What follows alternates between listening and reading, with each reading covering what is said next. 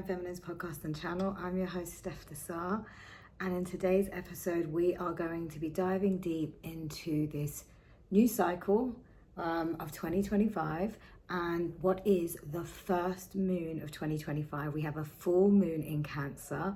There is a lot of energy around this, so I'm going to give you an update on what it means, the astrological movements, the different trines and conjunctions, also touch on what 2025 means in terms of numerology briefly to give some context to the year ahead, and also give you a sense of this 111 portal that we're just sort of peeked out of, and it's still very present as we go into this full moon, and it pays a purpose, it's relevant to the energy, and I will pull some channel messages with tarot towards the end. So before I get started, don't forget to like and subscribe this channel. We're Divine Feminines on all major podcast platforms. That's Apple, Spotify, YouTube, and many more. And you can also catch us on Instagram. We're Divine Feminines with a Z at the end. Why like and subscribe this channel? Well, I will be providing you with more moon manifestation content, energy updates, astro updates, where I find them most intriguing and I feel most aligned that I can bring you the best messages. But I also share content on empowering your best self, balancing your masculine and feminine, and really stepping into your power and manifesting the life of your dreams. I talk a lot about manifestation, but in order to create the external, you have to work inwardly. So let's get into this. When is this new first full moon of 2025 happening? And then I'll take a step back and go into sort of 25 and also the 111 portal. But I want to talk about this full moon in Cancer. For me, I am a Cancer rising, so it's a big one for me. It's in my first house. It's a powerful time. And shout out to one of my good friends that said, you got to record something. And I haven't recorded since last year, September. So it's been a gap. It's probably my biggest gap in my podcast. Forgive me. That I haven't put any content out. I've been busy. I've been doing some great work. I've been really getting into my purpose. I knew that there was more that was coming, and I had to sort of let go a bit. And you know, we're here to create, of course we are, but I had to have my moment for me. And there's only so much you can do. So I feel that time out was necessary, and you will see other content from me, not just about the Divine Feminines, mind, body and soul, but humanitarianism, philanthropy type based activities where I'm really wanting to give. I've got a big heart, but also give towards the likes of Africa, children, education, as part of my mission work. So it becomes an even bigger purpose and a more exciting one, and much more fulfilling when you can connect with people face to face, because doing things online is great, but also I want to be present, and I want to be present in spaces and moments where I can really bring the most. So enough about me. This full moon in Cancer is happening on Monday the 13th of January. If you're in the UK, it's at 10:37 p.m. and if you're in the US, like EST time, it's 5:37 p.m. So whether you're rounding up work or you're at home or about to like get ready for bed, it's quite a nice time actually, because you could if you're in the UK at least, you could, you know, have quite a relaxing evening and connect with the moon. Cancer, for those that you don't know, it's represented by the crab sign. It's a water sign. It's deep. It also represents mother archetype, and also home and family and ancestry, and also that feeling of sense of home within you. So, you know, when you think about the crab as well, the crab can be quite hard on the outside, but quite soft in the inside. So there's moments of this full moon. Obviously, a full moon is when the cycle has ended, like 28 days, and it's reached its tipping point to release. And Cancer's quite a emotive energy, watery energy. So you may feel riled up, might feel, you know, emotional more than usually. Water signs are quite used to being in, like, dealing with their emotions. If you're air, fire, earth, it can feel a little, depending on your top three, your earth, your sun, moon and rising, you might find it a little bit alien or find it uncomfortable. But this energy, and actually this full moon, is positioned quite well to help you work through those frustrations and transmute the emotions, because any emotion, whether it's feeling really sad, feeling really frustrated, feeling really passionate or excited, they're all valid and they all are important, because we have to work with them and transmute them and keep focusing on our path and keep focusing on our inward journey of self-discovery and self-awareness and self-development. So what will come up around this time is releasing emotions, frustrations, anger, any kind of emotions. That will all come up around this time. What may also come up is things that, if you look back 6 months ago to the Cancer new moon, which was sort of around July, early July, what were you setting intentions on around then? And what were you calling in? Can you remember? It was summertime. I vividly remember, and actually it's quite interesting because I'm seeing some things come to their full circle in a really good way, and I'm like, oh wow, that's the cycle. So look back and see what it was that you were trying to call in, manifest, create, build, and you may actually start to see remnants, signs, synchronicities, and just the full thing coming to its fruition. Maybe not all of it comes to its fruition, but you start to see it. So that would be a great moment. It's funny because they always say a full moon is to release and let go, create space, but there's a lot of this new moon that's part of like things manifesting from past intentions being set and the work being done. We're also in Capricorn season, so it's all about building stability, focus, life path, creating those foundations. So, you know, in the Cancer full moon, it's about energetically and emotionally letting go of things that might no longer serve purpose and be relevant for our emotional foundation, our internal foundation, the ecosystem that we cultivate within, outdated beliefs, thought patterns, behaviors, anything, the way we see things, lack mentality, all of these things. But the emotions that get connected to it as well, and like the feeling of insecurity, instability at home, relationship to mother, a lot of these things can come up, right? So be kind to yourself, take it slow. I personally have been feeling quite like I just want to be in hermit mode right now. So I'm in the beautiful Bali. Thank you, Mama Bali, for holding me yet again for another beautiful moment of my journey. And I specifically chose Bali because, well, Mama Bali just holds you. And if you're prepared to do the work and be inward, you really do get that opportunity to do that, basically. So, like I said, lots of feelings of frustration might come up, all kinds of other sort of past memories, so ancestral things. Sometimes we're holding things ancestrally through our family that we don't realize that we hold, whether it's emotions, thought patterns. But as we become more self-aware, we might go, why am I thinking like that? Because I don't remember having that as a conscious decision that I'm going to think like that. So remember, you are the owner. You can control how you feel. You can do all of that.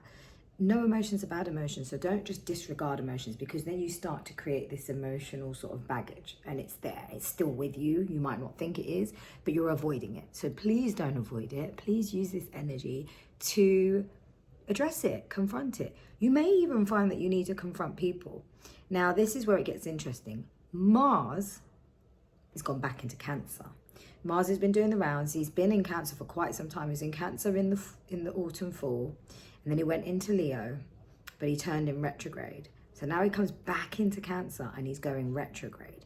Now Mars in Cancer is not exactly, you know, a smooth sort of place to be, because Mars is fire. It's like confrontation. It can be quite full on, whereas Cancer is a bit more inward, emotive, emotional, but not in a bad way. So it's two very, can call it conflicting energies. But when Mars is in retrograde in Cancer, it's a moment to reflect. Retrogrades mean going backwards, but not really going backwards. I like to say taking a step back and reflecting, and then thinking about what you really need to readdress, recalibrate, reevaluate.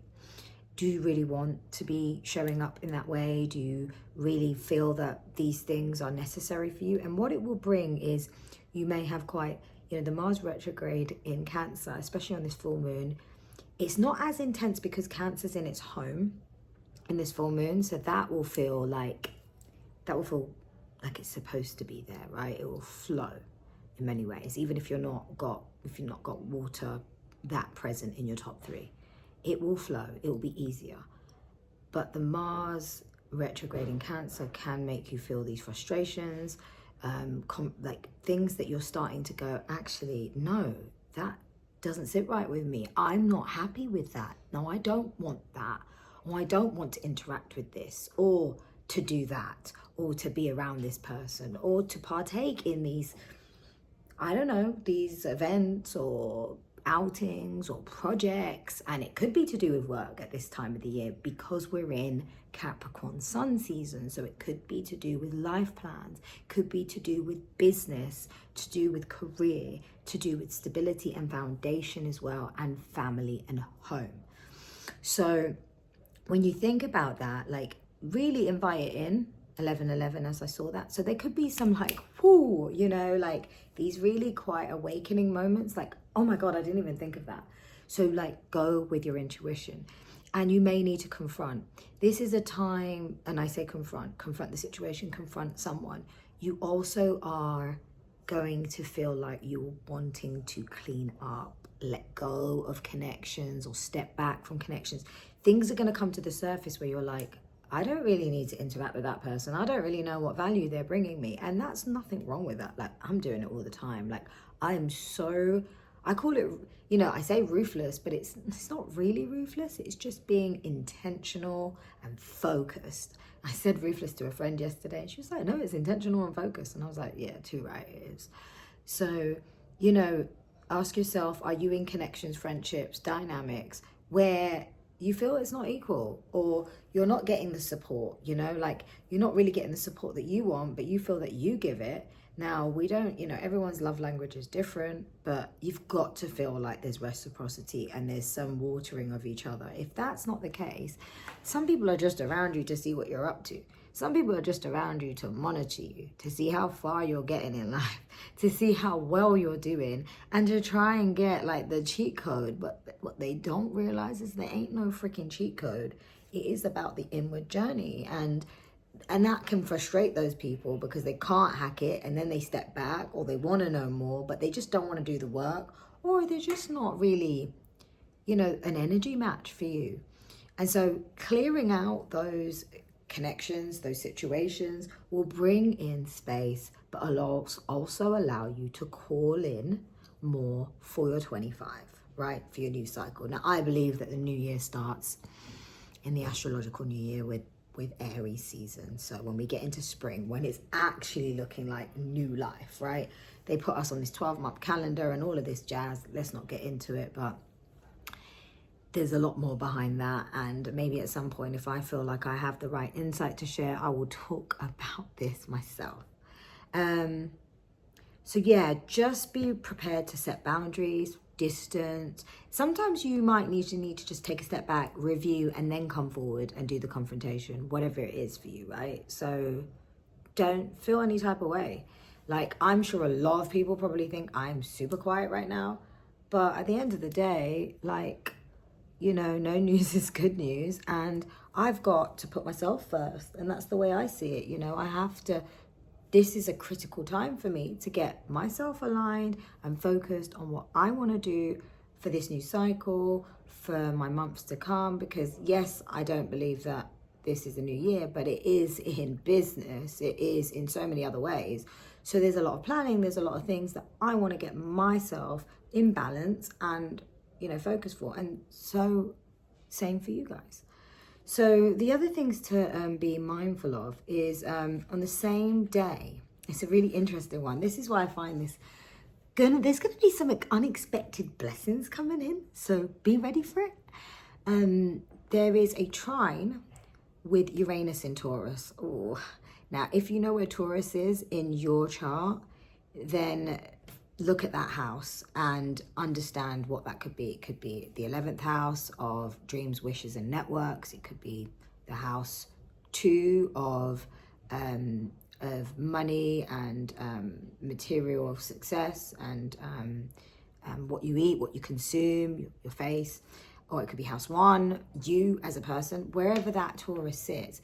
Uranus is going to be doing this conjunct with Taurus, and it's trining this full moon. What does that mean? Uranus is the planet of innovation, of quick disruption, of change, of technology, of new ideas, of things really shifting. And it's exciting. Uranus can be disruptive, but always know when Uranus comes, it's just like a bit of a Pluto death rebirth. But when Uranus comes, it's bringing new ideas, new solutions, and really shifting out the old. Like, we don't need that idea. Those things don't work. Let's go forward with this business plan, or let's go forward with these innovations, this technology, this solution, this way to show up, this way to run a dynamic, these types of relationships, these types of boundaries, whatever it is, and whatever house it sits in. So Uranus will bring that energy. It will be a novelty thing. It will only bring positive. So positive change, innovations, insights, like things to do differently to help you. So stay open, be open, call it in. You know, you can even affirm it, like a Uranus, come and show me, bless me with this conjunction to Taurus and this full moon, like bring it in. You might not see it on the actual day specifically. It can be happening and then it starts to unfold a bit more. So pay attention to that. There could be some unexpected surprises and blessings coming your way. And when you affirm it, it's just going to happen. So remember that. And the final thing is that there is also a supportive connection with Neptune in Pisces. Neptune is sort of dreamy, deep, can create that vibe of illusions, but in Pisces really, you know, gets into the depth of emotions and transmutation and clearing. So this aspect actually helps you to let go. If you need to cry, cry. Like, I constantly say this to people, like, I'll be crying for like 5 minutes, sometimes 10 minutes, and all of a sudden I'm jumping up and down and dancing. Like yesterday I was out in the club unexpectedly, just dancing, having the best time of my life. Earlier in that day I had to have like a cry and transmute and just work with the energies. I didn't even know why I was crying fully, and then I had to sit with it. Some of it came to me, some of it might have not. I'm like, yo, like, this is what it is, right? So allow yourself to let go, release the tears, journal. And you can write affirmations and write a cleansing list of what you want to release. It could be like forgiveness. I think forgiveness is a big thing when we think about Cancer, home, family, the past, things you want to forgive from the past. Because sometimes you think you've forgiven, but then when that person comes back up and you bump into them or they contact you because, hey, Happy New Year, or whatever it is, you feel some type of way. Like, why are they contacting me for? Like, go away or whatever. So why are you getting so frustrated? What's wrong? What's bugging you? Because maybe you haven't fully released it or forgiven them.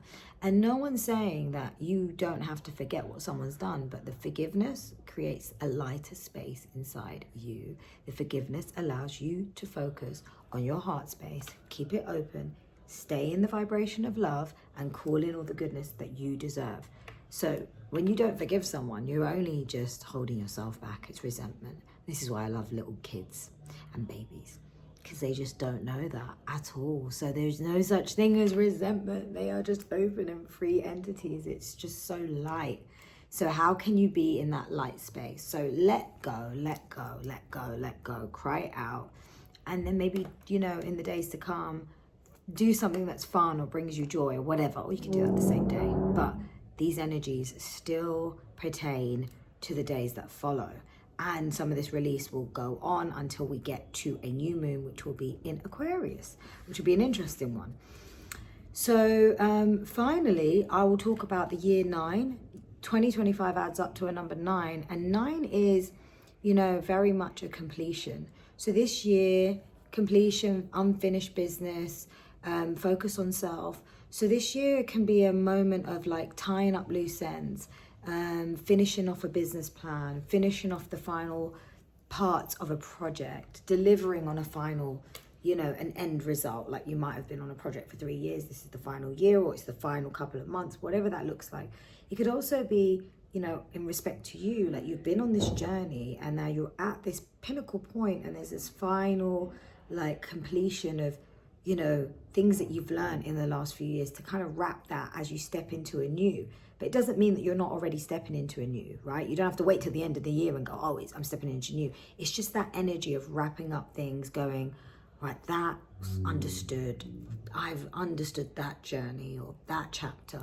Wisdom, and keep it moving and count the wins. Count the wins, you know, appreciate the losses, get the wisdom. Even things might be wrapping up in terms of friendships, in terms of romantic cycles, in terms of a job, in terms of where you live. Things might be wrapping up, or you may have already been trying to wrap them up and they really solidify in this time. And you're really in that space of stepping into that power of you. 9 is also the humanitarian number. So I know that my destiny number is a 9 and it's the number of a humanitarian. And I'm definitely, from a personal perspective, stepping into more of that. And I'm so excited for what that will bring into this year. But like, how are you giving back to the earth? What is, you know, are you understanding your soul's purpose? Because we are here to create, not to consume. And if you come on this earth thinking that it's just here to consume, which there's a lot of lower frequencies that are doing that. If you're on this video now watching it, you are not going to think that. So I'm pretty sure, or that you're understanding that we are here to create. And when you know that you have gifts and you're here to create and to give back to this world, then you're part of the bigger form of creation, and all of the blessings, all of the alignment, all of the connection really starts to come through even more, and your healing gets accelerated because you know you're part of something very powerful and that you are always supported and you're never alone. So I hope that helps. When you're doing your full moon ritual, you can do loads of things like be in the bath, have a really lovely bath, have a salt scrub, salt bath. If you don't have a bath, salt scrub, shower, or do a water cleanse while you're in the water. You can write out like things that you want to let go of, people you want to release, forgive. You don't need to always call up a person and go, hi, I'm forgiving you and I'm releasing you. Like, okay, on 3, 2, 1. You do that inwardly, and so much happens externally. It's the energy shift that changes the external reality. And I've learned that so much in the last how many years. I don't always have to really say something's done in such a finite way. You don't always need to go and speak to someone for closure. That is one of the biggest myths. Anyway, as I was cutting the deck, I see the Emperor with the World. So closing out big cycles, but being the boss of your life. Knowing and going with that power. So anyway, I'm going to ask Spirit to call in the highest and best messages at this time for the Divine Feminine Soul Tribe of what they need to know. What do they need to know for this Cancer full moon, please, Spirit? What do they need to know? Highest and best messages, please. Right, got 3 cards out. Right, I'm going to pull reversals. So we've got the Strength card coming out. So you'll really be given that strength right now. That's Leo energy, but you know, I also feel like even though that's a sun there, it looks like a moon.